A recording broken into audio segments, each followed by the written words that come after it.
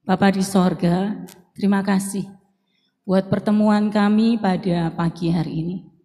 Kami bersyukur Tuhan berikan kami kesehatan, kekuatan, sehingga kami dapat tiba di gereja-Mu untuk bersama-sama memuji, meninggikan nama-Mu. Dan sekarang kami akan mendengarkan firman.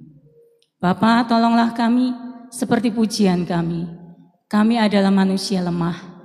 Kami tidak dapat berjalan sendiri tanpa Engkau, Tuhan. Kami perlu firman-Mu, kami perlu tuntunan-Mu, dan kami percaya Engkau tidak pernah meninggalkan kami. Biarlah dengan iman percaya kami menghadapi hari-hari kami ke depan. Apapun yang harus kami hadapi, kami percaya Tuhan ada bagi kami. Terpujilah nama-Mu Bapa, di dalam nama Tuhan Yesus Kristus, kami menyerahkan hamba-hamba-Mu yang sudah melayani dalam pujian. Baik WL, singer, para pemain musik, Tuhan memberkati mereka supaya apa yang mereka kerjakan boleh sungguh-sungguh menyenangkan hati Tuhan.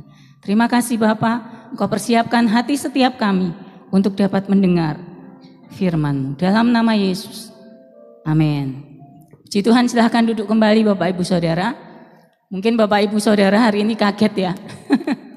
Ada pertukaran peran. Sebenarnya yang bertugas WL hari ini adalah Mariani, tapi kebetulan yang bersangkutan sedang berhalangan. Jadi kemarin saya sempat tawarkan kepada Bapak, mau saya yang WL, beliau yang sampaikan firman atau gimana? Tapi beliau mengambil tantangan ini. Dia bilang saya aja yang WL. Dan puji Tuhan, semua boleh berjalan dengan baik. Tapi saya perlu minta maaf kepada anak-anak sekolah minggu karena hari ini tidak ada sekolah minggu. Karena saya harus bercerita di sini ya. Jadi cerita sekolah minggu. Mungkin saya juga minta setiap anak sekolah minggu mendengarkan firman Tuhan. Setuju? Ngerti enggak ngerti dengarkan. Kalau waktu baca ayat ikut baca. Boleh? Boleh? Anak sekolah minggu coba angkat tangannya. Yang sekolah minggu, please jangan ngobrol sendiri. Please jangan ngomong-ngomong sendiri. Karena firman Tuhan harus dihormati. Oke, kita baca sama-sama Mazmur 127 ayat yang pertama. Tolong diulang halaman pertamanya. Saya akan sampaikan hikmat dalam hidup berkeluarga. Beberapa waktu yang lalu saya sudah menyampaikan perlunya hikmat. Hikmat Tuhan kita perlukan dalam setiap segi kehidupan kita. Hidup sendiri perlu hikmat. Hidup berdua, berkeluarga, suami istri perlu hikmat. Sudah keluarga besar perlu hikmat. Dengan keluarga lebih besar perlu hikmat. Hari ini saya akan menyampaikan hikmat dalam hidup berkeluarga. Kita baca Mazmur 127 ayat 1. Kita baca bersama-sama, anak-anak mungkin yang enggak punya handphone bisa membaca dari sini. Sama-sama ya, 1, 2, 3. Jikalau bukan Tuhan yang membangun rumah, sia-sialah usaha orang yang membangunnya. Jikalau bukan Tuhan yang mengawal kota, sia-sialah pengawal berjaga-jaga. Kayaknya ayat ini meremehkan para tukang dan kontraktor yang bekerja membangun rumah, ya. Tapi sebenarnya tidak demikian. Bukan hendak meniadakan peran kontraktor dan tukang-tukang yang hebat dalam membangun rumah. Tetapi sebenarnya ayat ini menjelaskan bahwa Tuhanlah yang berinisiatif membangun rumah. Rumah dalam bahasa Inggris ada 2 konteksnya. Tolong ditampilkan. Yang pertama rumah bahasa Inggrisnya apa? Kevin tahu? Home. Yang lain rumah bahasa Inggrisnya apa? Karen tahu? House. Ya, house versus home. A house is made of walls and beams. Sebuah rumah itu dibangun dari batu bata dan semen. Tapi a home is built with love and dreams. Sebuah rumah juga, yang tadi juga rumah, yang ini juga rumah, dibangun dengan cinta dan mimpi-mimpi yang baik. Jadi kalau house itu bangunannya, ya, house itu bangunannya. Kalau home itu suasana kekeluargaan yang adem ayem, harmonis, indah, gitu ya. Bapak Ibu tahu gedek, bambu, ya, enggak peduli. Cuma dari boto yang enggak disemen, enggak dilepo, tapi bisa jadi home. Bisa jadi tempat yang nyaman untuk keluarga. Mungkin kita punya rumah yang besar, gedong, tapi enggak ada home di sana. Cuma istana megah, tapi orang-orangnya enggak merasa home. Ya, itu sebabnya di dalam Alkitab yang dimaksud dengan jikalau bukan Tuhan yang membangun rumah, ini bukan rumah, gedung rumah, tapi rumah dalam artian home, suasana yang baik, suasana yang indah, suasana yang nyaman. Tuhan sendiri membentuk dua lembaga dalam hidup ini. Coba kalau kita perhatikan, ada lembaga bentukan Allah sendiri. Yang pertama, pernikahan, keluarga. Itu yang pertama. Yang kedua, Tuhan membentuk gereja. Nanti di rumah Bapak Ibu Saudara boleh baca ayat yang ada, Kejadian 2 ayat 21 sampai 25. Itu pertama kali Allah membangun keluarga. Dan yang kedua, Yesus Kristus membangun gereja. Gerejanya ada di Matius 16 ayat 15 sampai 19. Bapak Ibu Saudara, kalau kita baca di Alkitab pertama isinya tentang penciptaan alam semesta, betul? Kejadian menuliskan tentang penciptaan alam semesta. Hari pertama diciptakan bla bla bla. Maka Tuhan melihat semuanya baik, bahkan sangat baik. Sampai hari ke-6 Tuhan mencipta, semuanya baik. Hari ke-7 Tuhan istirahat, ya, hari ke-7 hari peristirahatan. Tapi apakah Bapak Ibu Saudara tahu Tuhan ternyata bilang tidak baik?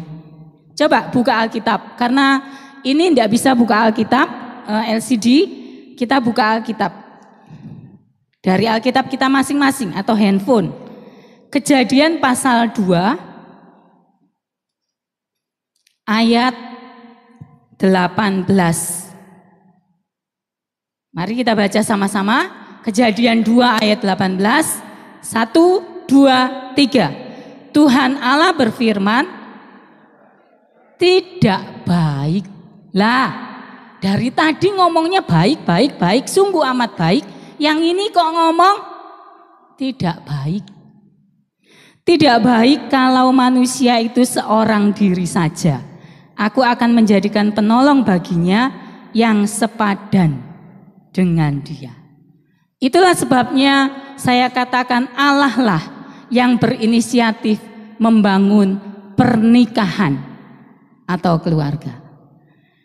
Kalau Bapak Ibu Saudara bertemu dengan orang yang Bapak Ibu Saudara cintai, itu bukan semata-mata karena gak ono liyane, jadi iki ae, bukan kayak gitu. Tapi percayalah bahwa pernikahan, pertemuan Bapak Ibu Saudara dengan pasangan itu adalah sesuatu yang dikehendaki Tuhan. Pasangan yang saya maksud adalah Adam dan Hawa. Bukan, maaf, seperti yang disampaikan oleh Bapak Gembala tadi. Adam dan Joko. Salah ya, salah. Yang betul Adam and Eve bahasa Inggrisnya. Bukan Adam and Steve. Ya, jadi laki-laki dan perempuan. Itu Tuhan siapkan. Intermezzo sebentar. Keluarga pertama itu dibentuk Allah dengan cara yang istimewa, ya. Allah kita itu Allah yang benar-benar kreatif. Ada 4 cara paling tidak Allah membentuk manusia.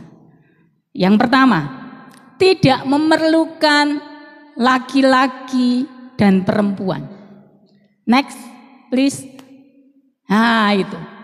Yang pertama, tanpa laki-laki dan perempuan. Bapak Ibu tahu siapa? Siapa? Adam. Adam itu enggak dilahirkan. Adam itu diciptakan oleh Allah. Yang kedua, tanpa perempuan. Bisa menebak siapa? Hawa. Hawa itu dicipta enggak pakai perempuan, tapi dari laki-laki, jadi perempuan. Yang ketiga, melibatkan laki-laki dan perempuan. Siapa? Kita semua melibatkan laki-laki dan perempuan.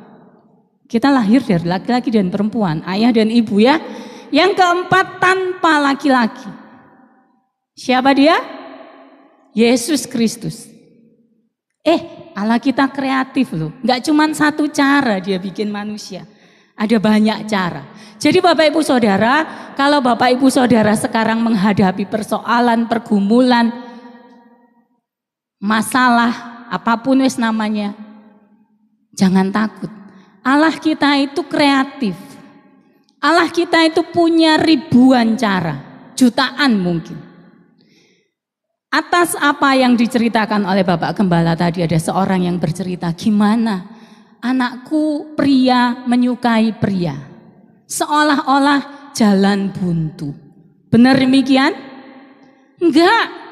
Ada loh orang yang sudah sekian belas tahun dari laki-laki jadi perempuan. Jalan ceritanya sudah panjang. Bahkan pakai naik ke Mekah. Balik lagi jadi Kristen. Tuhan ubah hatinya untuk kembali menjadi laki-laki. Jadi Bapak Ibu Saudara, sepanjang masih ada nafas hidup, proses masih bisa terus berlangsung. Jangan pernah bilang, wes buak. Kalau orang Tionghoa bener ya, mbowat ya, bener ya, enggak tahu. Mbowat wes, mboh wes, gak ngerti wes. Tapi bagi Tuhan gak seperti itu. Tuhan masih punya cara, Tuhan masih punya waktu. Sampai kapan? Sampai kita akhirnya menutup mata. Itu sudah ending di dunia. Tinggal menerima resikonya di kekekalan. Ya, Bapak Ibu Saudara, balik. Adam dan Hawa dicipta, ditaruh Tuhan di Taman Eden. Itu Tuhan punya maksud.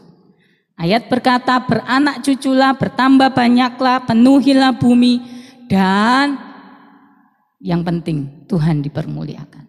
Kalau zaman sekarang ya jangan beranak cucu banyak-banyak ya, karena kan bumi sudah penuh.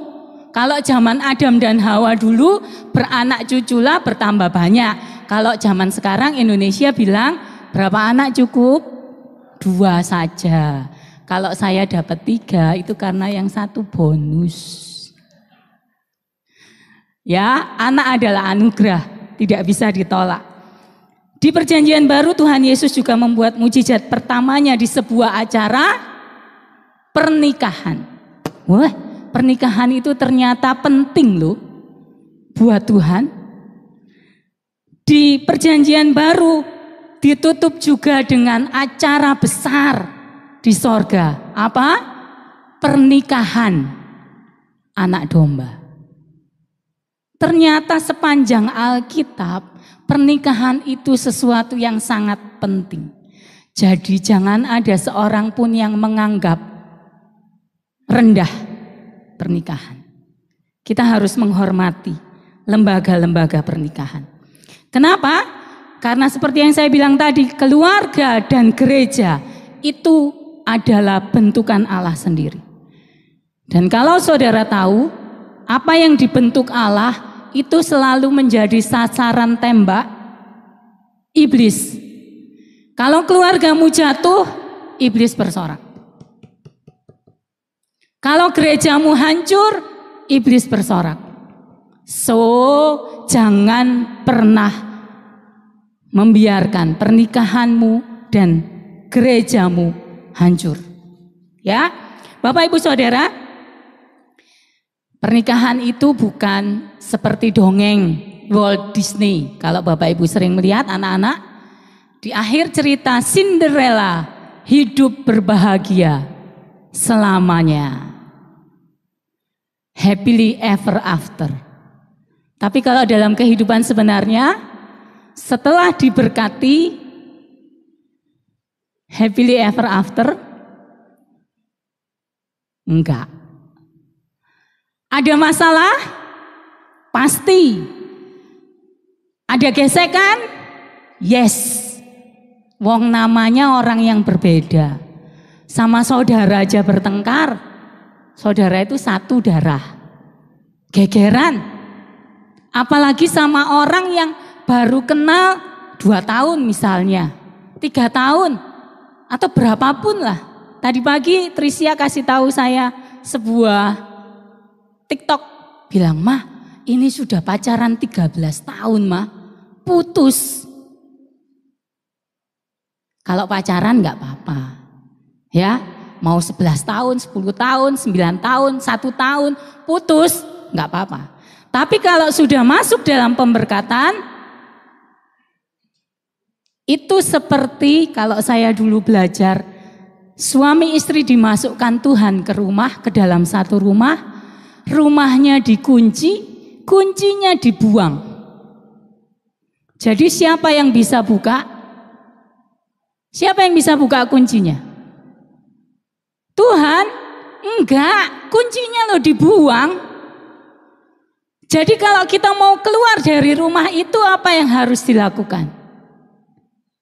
Merusak pintu, merusak jendela. Padahal yang keluar lewat pintu atau jendela adalah seorang pencuri. Jadi Bapak Ibu Saudara, anak-anak muda, sebelum kalian menikah, buka mata lebar-lebar. Siapa orang ini? Karena kalau kamu sudah masuk ke dalam rumah, kamu tidak akan bisa keluar. Umek kok di situ, kata orang Jawa. Umek, upiek di situ. Wes bulet-bulet ya sama orang itu. Tidak ada pilihan. Oke, lanjut. Kita harus tahu bahwa keluarga yang harmonis dan sehat akan menghadirkan sorga di bumi. Doa Bapa kami bilang, datanglah kerajaanmu, jadilah kehendakmu seperti di, kalau keluargamu sehat harmonis, itu kayak sorga turun ke bumi. Tapi kalau enggak, berarti engkau sedang menghadirkan neraka di bumi. Jadi pilih mana? Sorga di bumi atau neraka di bumi? Keluarga yang sehat akan berdampak juga pada gereja yang sehat. Gereja yang sehat juga akan memiliki dampak bagi bangsa yang sehat. Sekarang kita akan belajar bagaimana mewujudkan keluarga atau pernikahan, rumah tangga yang sehat. Kita baca yang pertama. Sudah tertulis di sana, semua anggota keluarga harus menyadari, kelihatan ya, posisi masing-masing. Kita buka 1 Korintus 11 ayat 3.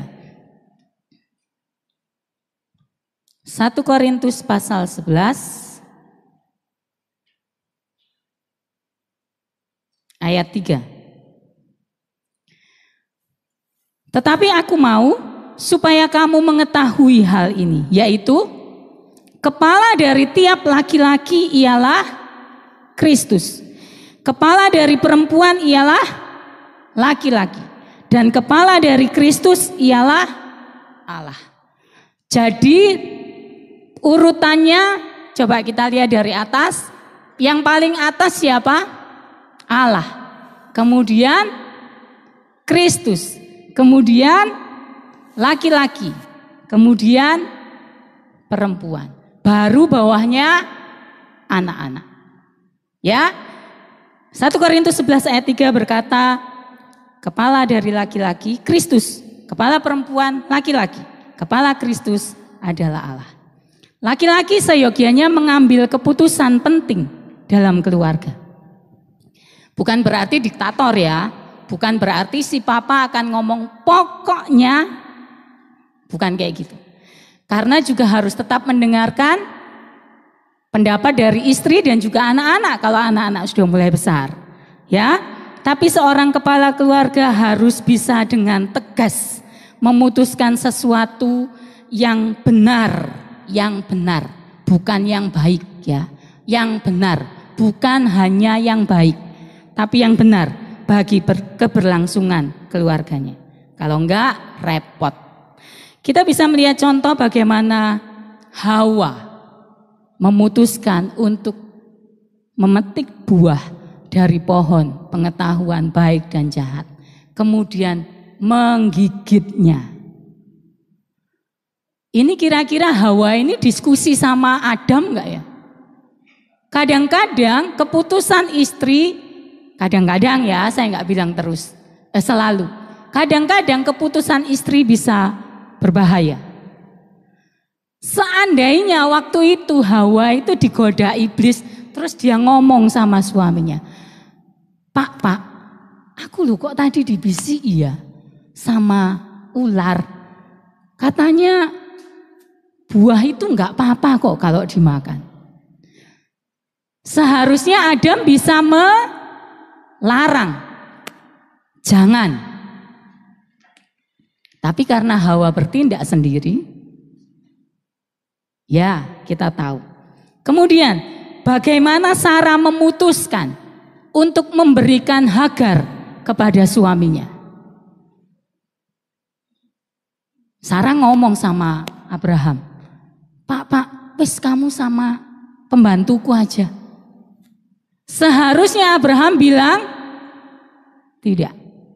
Tapi yang terjadi, ya udahlah, timbangane geger. Daripada geger. Apa yang Abraham sebut sebagai daripada geger, membuat seisi dunia ini geger pada akhirnya. Allah berjanji memberkati keturunan Abraham. 2 keturunan Abraham ini diberkati Tuhan. Tuhan gak pernah ingkar janji. Tapi mereka saling bermusuhan. Ya, balik lagi, seandainya. Tapi coba kita bandingkan sama Ayub yang dengan tegas menolak saran istrinya. Masih ingat apa yang dibilang istrinya? Wis, kutuki Allah terus mati yo. Ayub dengan tegas bilang, enggak. Jadi di poin pertama, saya pengen kita menyadari posisi kita masing-masing. Kadang-kadang istri memang berpenghasilan lebih besar dari suami. Tapi adalah tugas kita untuk menempatkan diri pada posisi yang benar. Ya, next, yang kedua, syarat keluarga sehat.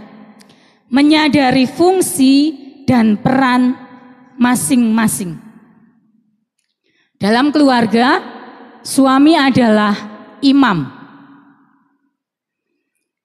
Bertugas mewakili seluruh keluarganya untuk menguduskan dan mempersembahkan korban kepada Allah. Balik lagi kepada Ayub, masih ingat setelah anaknya selesai berpesta, Ayub bikin mezbah korban bakaran jumlahnya 10. Wong anaknya 10. Ayub bilang, jangan-jangan anak-anakku waktu pesta kemarin itu berbuat dosa dan mengutuki Allah di dalam hatinya. Jadi Ayub bertugas menjadi imam untuk menguduskan seluruh anggota keluarganya. Itu tugas pertama dari seorang imam, laki-laki. Bahkan di Bilangan 30 nanti Bapak Ibu bisa baca, disebutkan bahwa seorang laki-laki, suami atau ayah bisa membatalkan atau mengesahkan nasar dari istri dan anak perempuannya. Jadi kalau istrinya itu ngomong nasar kepada Tuhan, aku mau kayak gini, suaminya dengar, jangan, maka nasar yang disebutkan oleh istri gugur. Atau anak perempuan bilang, Pak, aku besok-besok mau begini. Tapi ayah keberatan dan bilang, tidak, maka nasar yang diucapkan anak perempuan gugur. Itulah pentingnya ayah laki-laki. Bagaimana dengan perempuan? Perempuan memiliki fungsi dan peran sebagai penolong bagi suaminya. Setuju perempuan? Setuju? Bukan penodong atau perongrong. Ada yang sudah tahu loh. Ya, ini adalah rancangan Allah sejak semula atas penciptaan Hawa. Mengapa perempuan dijadikan penolong? Bukannya laki-laki lebih kuat ya? Lebih strong laki-laki. Benar? Benar secara fisik. Tapi coba kita pelajari. Bahan bakunya pembuatan laki-laki dan perempuan beda. Laki-laki dibuat dari debu tanah. Kalau perempuan dari tulang. Debu sama tulang kuat mana? Debu sama tanah kuat mana? Salah. Debu sama tulang kuat mana? Kuat tulang. Ya, Bapak Ibu Saudara, laki-laki pulang kerja rasanya pengen leyeh-leyeh. Nggak pengen diganggu. Nggak pengen ngomong apa-apa. Kalau istri mau cerita, cerita wae wis, ngomong tak dengarkan. Tapi kalau perempuan pulang kerja bisa leyeh-leyeh. Itu perempuan. Laki-laki pulang kerja berarti selesai tugas. Perempuan pulang kerja berarti permulaan pekerjaan rumah. Betul? Jadi kuat mana laki-laki sama perempuan? Perempuan. Tapi tetap ingat posisi perempuan di bawah laki-laki. Bapak Ibu Saudara, kalau saya ngomong gini koyok-koyoknya saya ini wis lulus ya. Saya menikah dengan suami hampir 29 tahun. Awal-awal pernikahan berat banget. Kalau saya boleh sharing, mohon maaf. Beliau ini orang yang sangat baik. Bahkan saking baiknya tidak pernah memutuskan sesuatu. Jadi kalau saya bilang, bagaimana ya ini? Iya. Loh, kok ada yang ngomong? Terserah wis. Lah, kalau terserah terus piye dong? Padahal laki-laki harus membuat keputusan. Bapak Ibu Saudara, hal-hal kayak gitu itu harus pelan-pelan diubah. Gak bisa setahun 2 tahun. Tapi seumur perjalanan pernikahan. Tapi beruntungnya saya ketika saya dan suami diberkati, pendetanya itu bilang gini. Pernikahan bukan hanya sekedar bulan madu. Saya ini sangat ingat ini. Entah kalau suami ya. Atau malah jemaat mungkin enggak ingat lah jemaat yang hadir. Tapi saya ingat betul. Pernikahan bukan sekedar bulan madu. Kalau bulan madu itu berarti berapa? 30 hari. Tapi pernikahan kalian akan menjadi pernikahan tahun-tahun madu. Apa artinya? Sepanjang tahun yang kamu lewati akan manis, makin manis, makin manis, makin manis. Dan saya mengaminkan hal itu. Bukan berarti nggak ada pertentangan antara suami istri. Bukan kayak gitu. Bukan berarti nggak ada persoalan. Sekian waktu yang lalu, beberapa waktu terakhir, saya memiliki persoalan dan pergumulan yang sangat berat. Tapi tidak sedikit pun terbersit di hati saya. Tak tinggal mari, enggak. Karena apa yang sudah dipersatukan Allah, ya ini kayak upacara pernikahan ya. Enggak. Kita juga belajar ya. Ada perbedaan menyolok antara laki-laki dan perempuan. Laki-laki itu single tasking. Kalau perempuan multitasking. Laki-laki kalau sudah baca koran, diajak ngomong istrinya, nggak ngereken. Kalau zaman sekarang bukan koran ya, HP, lihat HP. Kalau sudah lihat HP, dipanggil, harus diceblek. Itu laki-laki. Kalau perempuan di rumah, saya sekarang di rumah ya. Nyapu sambil masukkan cucian, nyapu. Nanti disambil lagi dengan goreng. Terus ada telepon masuk, kadang-kadang juga bisa diterima. Itu loh perempuan. Di kantor, perempuan tuh bisa loh terima telepon sambil nulis. Kalau laki-laki kadang-kadang enggak. Terima telepon, didengarkan, nanti WA ya. Jadi sudah habis ngomong, harus WA. Ya enggak apa-apa, itu memang keunikan laki-laki dan perempuan. Perbedaan lainnya ya, laki-laki itu pakai pikiran. Kalau perempuan pakai salah, enggak. Lawang memang sudah diciptakan kayak gitu.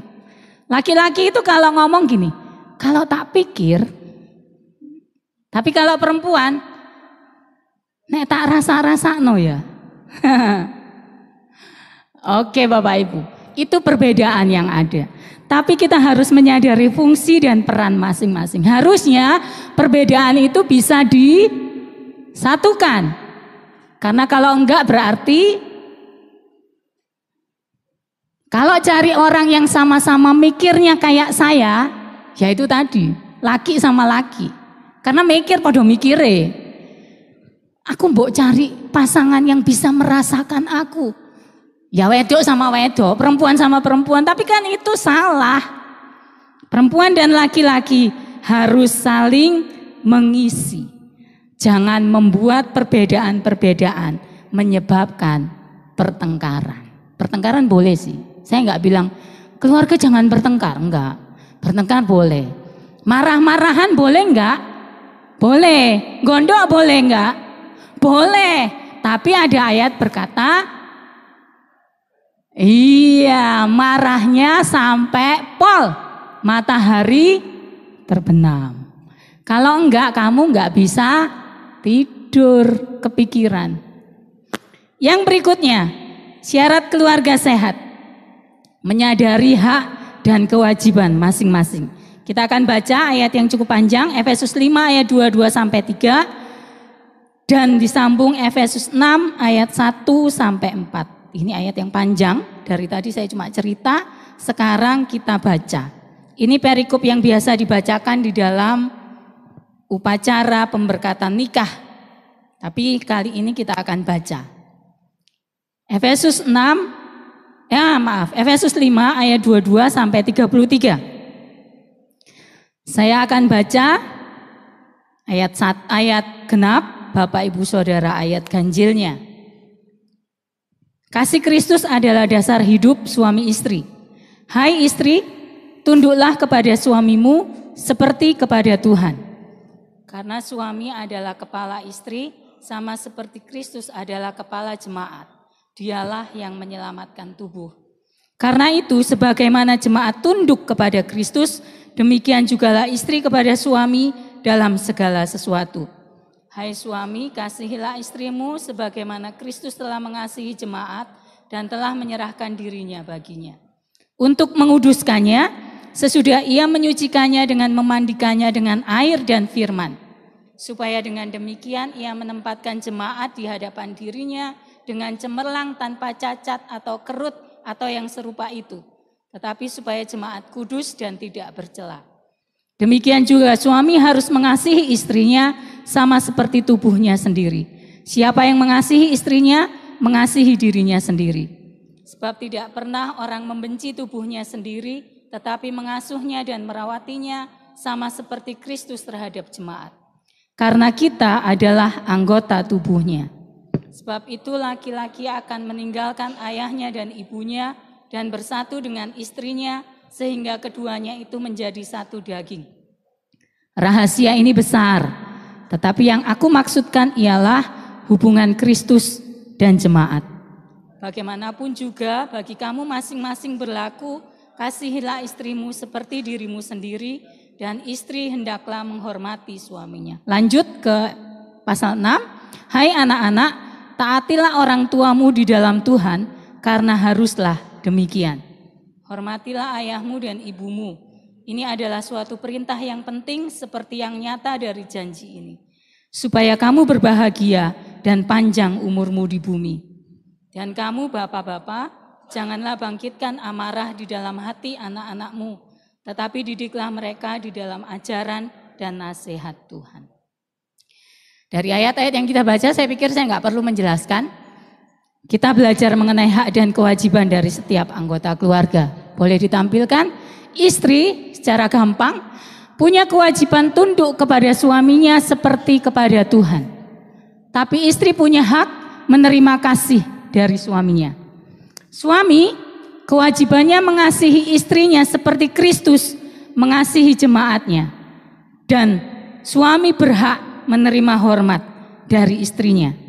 Orang tua, kewajiban orang tua mendidik anak-anak dengan baik tanpa membangkitkan kemarahan di hati mereka. Hak orang tua menerima hormat dari anak-anaknya.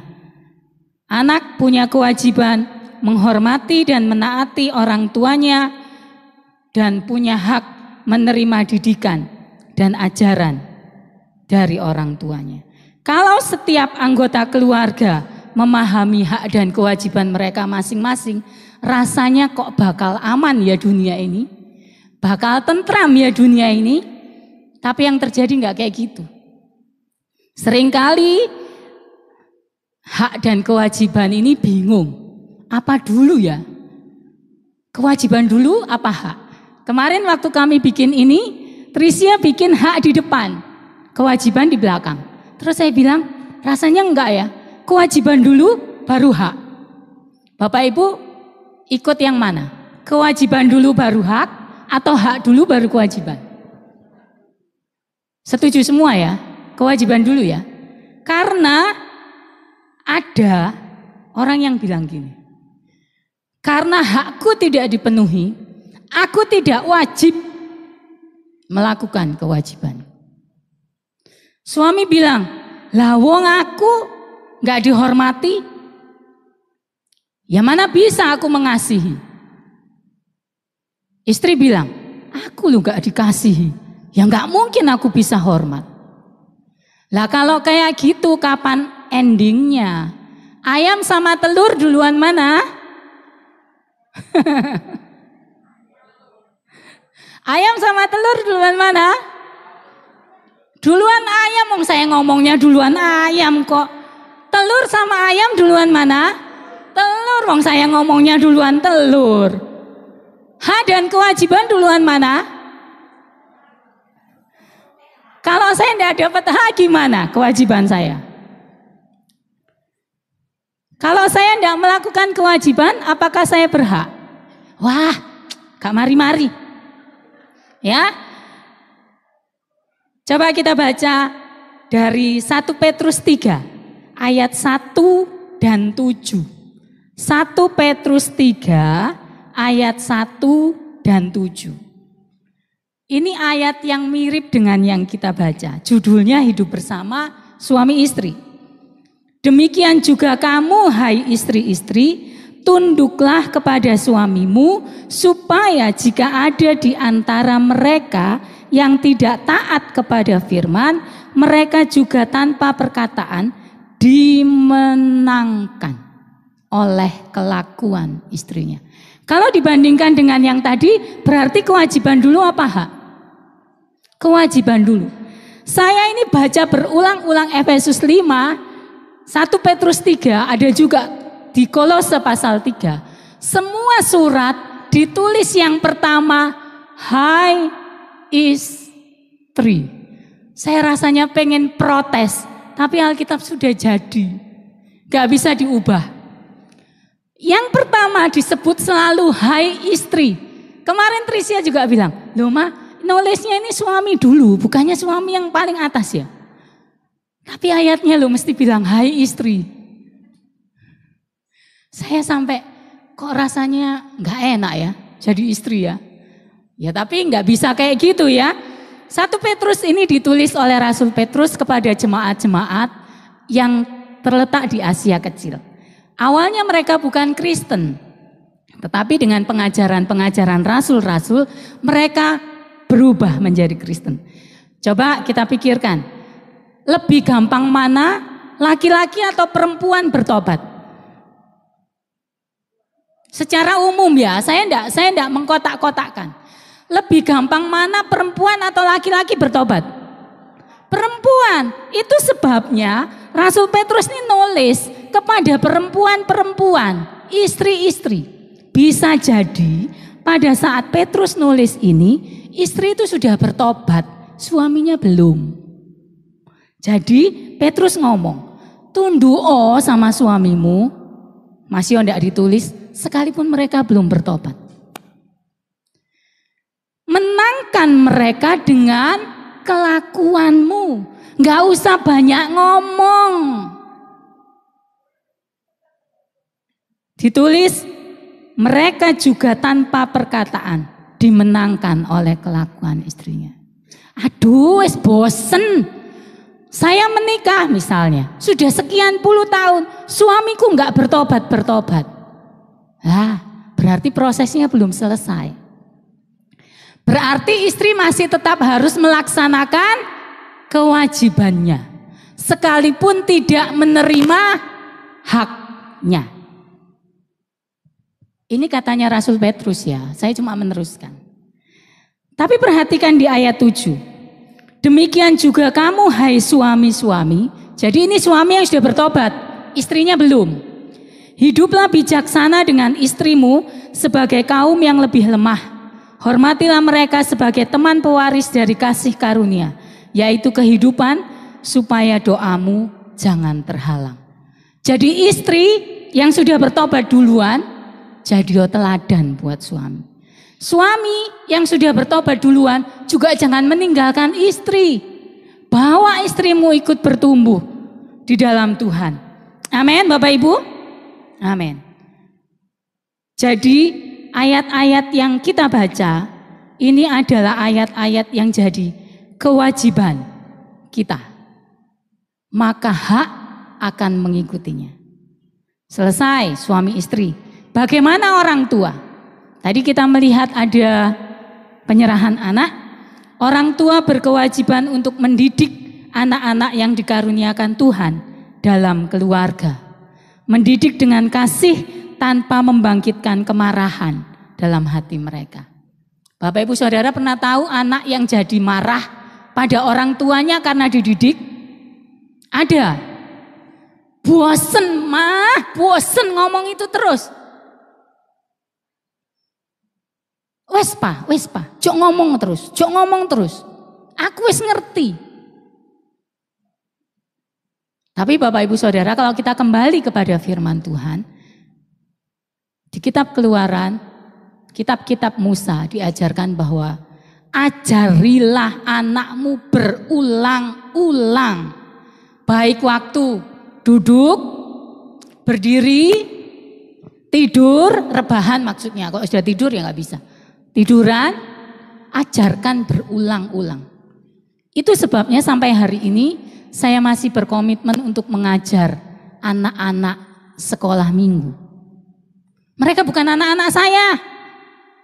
Tapi di dalam hati saya sangat yakin bahwa setiap benih cerita loh. Saya nggak nyampaikan firman Tuhan.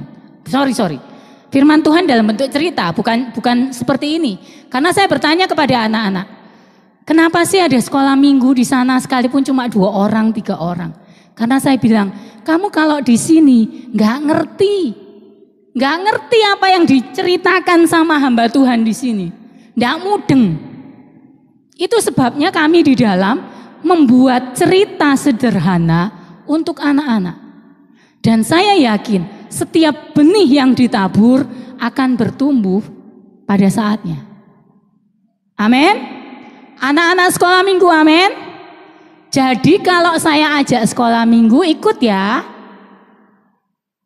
Oke, tugas orang tua. Kasih dan disiplin harus seimbang. Kalau nggak seimbang, bisa jomplang. Ada kasih yang gede, sayang banget sama anaknya, tapi nggak pernah didisiplin. Saking sayangnya, nggak pernah dimarahi, nggak pernah ditegur, nggak pernah dipukul. Akhirnya anak jadi manja. Tapi kalau disiplinnya terlalu banyak, kasihnya sedikit, jadinya anak pemberontak, keras kepala. Tapi kalau tidak ada kasih dan disiplin, anak jadi liar. Wong tidak pernah ada yang ngomongi ya. Kalau saya amati yang terjadi dalam keluarga, anak pertama biasanya mendapatkan pendisiplinan lebih banyak. Betul? Atau cuma ininya saya? Anak pertama itu seolah-olah jadi pengharapan saya. Dia harus begini. Jadi dia diperlakukan dengan penuh kedisiplinan. Anak pertama. Tapi kalau sudah anak-anak berikutnya, disiplinnya kendor. Sehingga yang terjadi anak bungsu biasanya manja. Ayo belajar sama-sama jadi orang tua ya. Jangan jadikan anak yang manja atau pemberontak atau anak yang liar. Kita mesti bentuk anak-anak kita menjadi anak-anak yang takut akan Tuhan. Efesus 6 ayat 4 diperintahkan untuk mendidik anak-anak di dalam ajaran dan nasihat Tuhan. Ada satu ayat yang kita mau baca, Amsal 29 ayat 17. Amsal pasal 29 ayat 17. Amsal 29 ayat 17. Didiklah anakmu, maka ia akan memberikan ketentraman kepadamu dan mendatangkan sukacita kepadamu. Didikkan anakmu supaya kamu tentram dan bersukacita dalam hidup. Jangan dibiarkan anak-anak. Karena kalau kita membiarkan mereka di masa tua kita, seringkali kita menyesal. Padahal sesal kemudian tidak berguna. Yang terakhir anak-anak, mari anak-anak dengarkan. Yang saya maksud anak-anak bukan hanya yang masih berusia kanak-kanak, tapi semua orang yang walaupun sudah dewasa tapi masih punya orang tua. Saya masih anak dari mama saya, tapi saya punya anak, ya.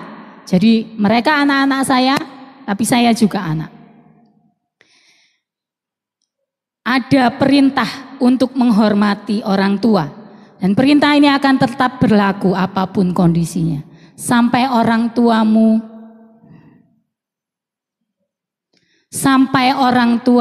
cuman bisa tiduran di ranjang. Sampai orang tuamu perlu dituntun kemana-mana. Sampai orang tuamu duduk di kursi roda. Perintah tetap perintah. Hormati orang tuamu. Bukan cuma Israel, yang menyebutkan ini. Hormati orang tuamu. Kalau saya dulu bekerja, bos sering bilang, di pepatah-pepatah Tiongkok kuno, karena dia orang, itu disebutkan bahwa anak harus menghormati orang tuanya, bahkan sampai ketika mereka sudah meninggal. Tapi saya bilang, loh Pak, kalau sudah meninggal kan gak ngerti kita menghormati apa enggak ya. Jadi perintah untuk menghormati saya lebih suka ketika mereka masih hidup. Kalau mereka sudah ada di dalam liang kubur, gak perlu datang ke kuburannya untuk nangis-nangis. Minta maaf, sudah telat. Ya, jadi hormati orang tua ketika mereka masih hidup. Apalagi kita hidup di bangsa Indonesia ya, yang sangat menjunjung tinggi budaya sopan santun kepada orang tua. Tidak mendebat orang tua, tidak membantah, tidak melakukan hal-hal yang tidak sopan. Memang gak kayak pernikahan ya, yang bisa milih aku mau menikah dengan ini, aku mau menikah dengan itu. Anak-anak gak bisa milih mau lahir di dalam keluarga seperti apa. Kalau aku sih maunya lahir di keluarganya Hari Tanu Sudibyo. Wah, kalau lihat sosmed ya, wih, cucunya itu dari lahir sudah sultan katanya. Aku pengen jadi anaknya Raffi Ahmad saja. Rumahnya gede, tapi nggak bisa milih.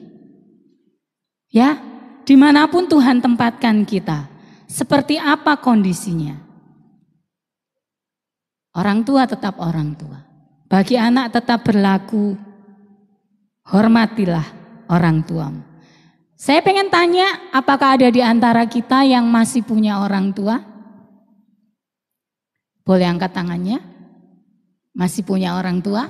Kita baca ya, Efesus 6. Ini khusus buat anak-anak yang masih punya orang tua. Atau mertua, sorry. Orang tua sudah nggak ada tapi mertua. Masih ada yang punya mertua? Boleh juga ikut membaca. Kita baca berdiri boleh yang masih punya orang tua. Jadi anak-anak, bukan cuman kanak-kanak ya, tapi anak-anak. Kita baca sambil berdiri. Efesus 6 ayat 2 dan 3. Yang punya mertua juga boleh berdiri. Yang punya mertua. Ya, orang tua dan mertua itu harus diperlakukan sama. Bukan berarti orang tua kita hormati, mertua kita tidak hormati. Kita baca sama-sama. Efesus 6 ayat 2 dan 3 dengan keras. 1, 2, 3. Hormatilah ayahmu dan ibumu. Ini adalah suatu perintah yang penting seperti yang nyata dari janji ini, supaya kamu berbahagia dan panjang umurmu di bumi. Jadi menghormati orang tua supaya apa? Berbahagia dan panjang umurmu di bumi. Bapak Ibu Saudara setuju dengan ini? Kalau kita sekeluarga memiliki keluarga yang sehat, kita melakukan semua hal yang sudah diatur dalam firman Tuhan, maka sejatinya keluarga kita adalah keluarga yang diberkati Tuhan. Amin. Bersama-sama dengan keluarga kita akan melayani Tuhan. Mari saya undang pemain musik untuk naik ke atas mimbar. Ada ayat terakhir saya belum lupa bacakan. Dan di atas semuanya itu kenakanlah kasih sebagai pengikat yang mempersatukan dan menyempurnakan. Jadi kalau sulit melakukan kewajiban-kewajiban, harus ada dasar kasih. Pada akhir ibadah ini ya Tuhan, kami mengucap syukur buat firman Tuhan yang kami sudah dengarkan, buat semua penata layanan yang ada. Kami juga mengucap syukur buat persembahan yang anak-anak-Mu sudah berikan baik persepuluhan, persembahan kasih, ucapan syukur, diakonia. Tuhan membukakan jalan, memberkati kami semua dengan berlimpah-limpah. Pekerjaan, bisnis, usaha anak-anak-Mu, Tuhan memberkatinya. Sebentar sebelum kami pulang meninggalkan gereja ini untuk sementara waktu, kami mengucap syukur ya Tuhan untuk pemilu yang berjalan lancar, aman dan damai. Kami percaya presiden yang terpilih beserta wakilnya adalah Tuhan memberikan yang terbaik bagi kami. Biarlah yang kalah di dalam pemilu dengan jiwa besar bisa menerima dan dengan rendah hati bisa bekerja sama. Presiden dan wakil yang terpilih akan tetap dengan rendah hati mengemban amanat rakyat dan bekerja dengan maksimal membawa Indonesia penuh kemuliaan Tuhan. Bapa, kami berdoa biarlah semua partai-partai yang ada bisa dengan jiwa yang besar dan bisa melihat kepentingan nasional di atas kepentingan pribadi. Bapa di sorga, kami mendoakan supaya Indonesia penuh damai, penuh sejahtera dari Tuhan. Kami juga berdoa pada kesempatan ini untuk hamba-Mu Ibu Basaria yang masih di dalam suasana berduka karena suami yang tercinta Tuhan sudah panggil pulang ke sorga. Berikan kepada beliau kekuatan, berikan kepada beliau penghiburan senantiasa. Juga anak-anak, juga menantu, juga cucu, semua diberkati untuk tetap memandang kepada Tuhan, untuk tetap setia dan mau melayani Tuhan. Bapa, kami juga teringat untuk saudari Mariani yang omanya Tuhan juga panggil pulang ke sorga. Tuhan memberikan kekuatan dan penghiburan.